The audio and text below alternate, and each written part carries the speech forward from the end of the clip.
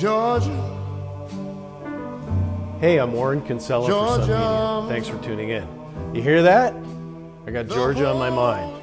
The victory by the Democrats in the 2 Georgia Senate runoff races is a big deal. First black senator from Georgia, the first millennial to join the Senate. And of course, for Joe Biden, the Democrats' victory is a very big deal indeed. No longer will he have a Republican Senate Majority Leader Mitch McConnell standing in his way. Biden can now implement the ambitious agenda he talked about during the presidential race. And full disclosure, I worked for Biden and the Democrats in both the presidential and Georgia races. I wanted them to win.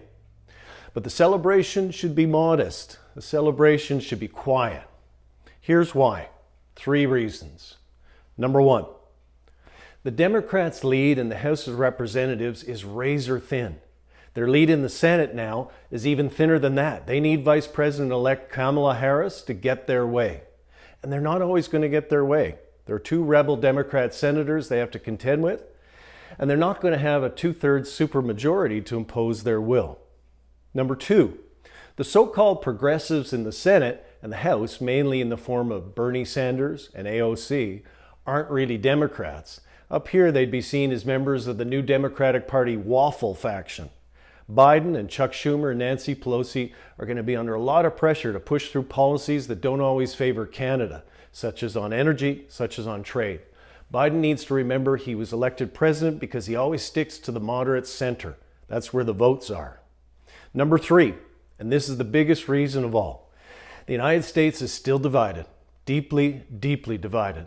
Donald Trump may be a racist and sexist, unindicted co-conspirator, but he received more votes than any other Republican presidential candidate in history. He's got millions of Americans on his side. Biden knows that, and he knows he has to reach out to the other side of the aisle. He can't always get his way. For the sake of the United States, and frankly, for the sake of the world, Joe Biden needs to always remember that he may have power, but it isn't unlimited power. And he presides over a very divided country. I wish him a lot of luck. He's going to need it. I'm Warren Kinsella for Sun Media. Thanks for tuning in. Make sure to follow us on all your favorite platforms like Facebook and Twitter. And Happy New Year. Take it away. Georgia, Georgia, the whole